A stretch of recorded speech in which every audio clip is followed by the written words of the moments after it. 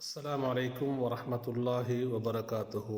அன்பார்ந்த சகோதர சகோதரிகளே, ஈமானிய உறவுகளே, ரமதான் மாதத்திலே இருக்கக்கூடிய நாம் அல்லாஹ்வுக்காக வேண்டி நாம் நோன்பு நோட்கிறோம். அல்லாஹ்வின் தூதர் ஸல்லல்லாஹு அலைஹி வஸல்லம் அவர்கள் தஅவத்து ஸாயிம், நோன்பாளி கேட்கக்கூடிய துவா அல்லாஹ்வினால் ஏற்றுக்கொள்ளப்படும் என்று சொல்கிறார்கள். அன்புக்குரியவர்களே, நாங்கள் 13 அல்லது 14 அல்லது 15 மணித்தியாலங்கள், சிலவேளை அதைவிட அதிகமான நேரங்கள் அல்லாஹ்வுக்காக வேண்டி நாம் நோன்பு நோட்கிறோம் என்றால், அந்த நேரங்களில் நாம் அல்லாஹ்விடத்திலே கேட்கக்கூடிய பிரார்த்தனைகள், துவாக்கள் அல்லாஹ்வினால் ஏற்றுக்கொள்ளப்படும்.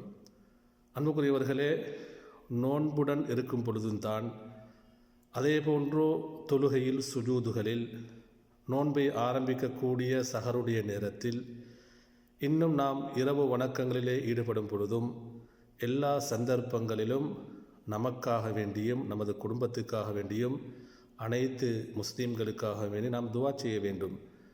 அதிலும் குறிப்பாக அன்புக்குரியவர்களே, நம்முடைய பெற்றோர்கள், நமது அன்புக்கும் பாசத்துக்கும் உரிய நமது தாய் தந்தையர்கள் நம்மை விட்டும் பிரிந்து கபரிலே, மண்ணறையிலே வாழ்ந்து கொண்டிருக்கிறார்கள்.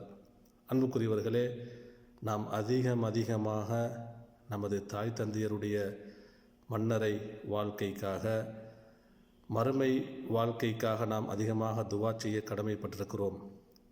அல்லாஹு தஆலா நமது பெற்றோர்களுடைய, நம்முடைய தாய் தந்தையருடைய பாவங்களை மன்னிக்க வேண்டும். அல்லாஹு தஆலா தன்னுடைய அன்பை, கருணையை அவர்களுக்கு பொழிய வேண்டும். அவனுடைய பொருத்தத்தை கொடுக்க வேண்டும். அவர்களுடைய மண்ணறைகளை விசாலமாக்க வேண்டும். அல்லாஹு தஆலா நம் ஒவ்வொருவருடைய, நம்மை விட்டு பிரிந்த நமது தாய் தந்தையருடைய மண்ணறைகளை விசாலமாக்கி சுவர்க்கத்துடைய பூஞ்சோலையாக ஆக்க வேண்டும் என்று நாம் அதிகமாக துவா செய்வோம்.